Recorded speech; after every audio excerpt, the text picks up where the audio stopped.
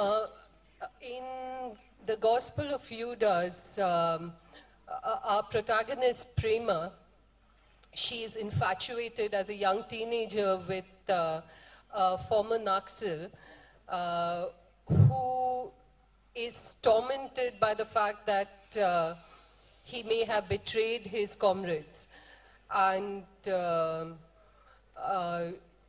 she gets consumed by her love, her infatuation for Naxalism, which she hopes will save her from her oppressive home and her oppressive father, kind of consumes her.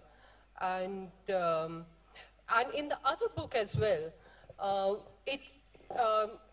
it's love that kind of consumes you as well. And it's a very powerful book which takes on the continuous violence that women face in their lives every single day and in every aspect. And where women, in fact, are willing participants in a way to that violence. K.R. Meera makes us, in her books, she makes us experience the pain and the violence, you know, and it just, you read the books and by the end of it, you just want to scream out because that's the only thing that could give you some kind of relief.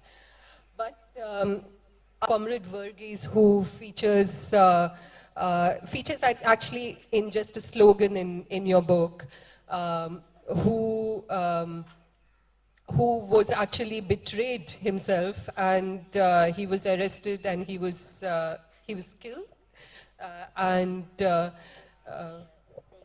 yes, and how the idea of this book originated. Where did the germ of the idea come from?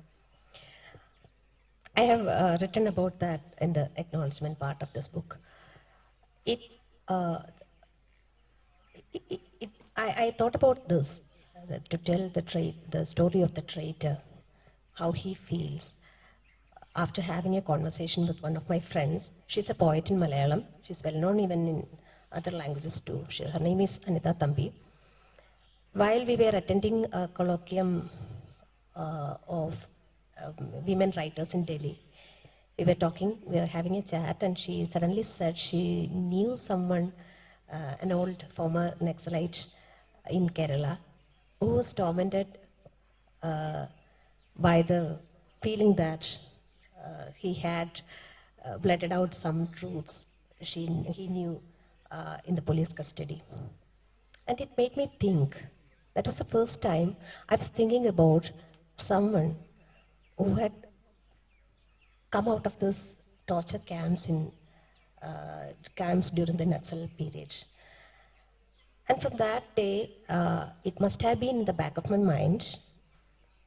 And when I was asked by an editor of a newspaper to contribute a story for their special edition, a long story or a short novel. At that time, I was down with chikungunya fever, and I had to keep my word and complete the story. And when I started to write this, I still remember the day when it happened. I was kind of, I had to write something.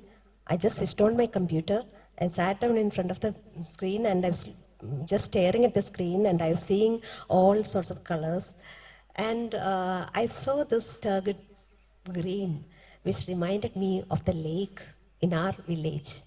It was a very beautiful village where I was born and brought up. We had the largest freshwater lake in the Kerala.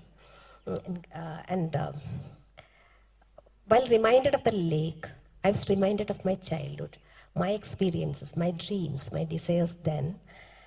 And I tried to write whatever which came to my mind. And then I was reminded of those days when I used to dream about an Naxal who would liberate me from my childhood agonies. And then the story got shaped.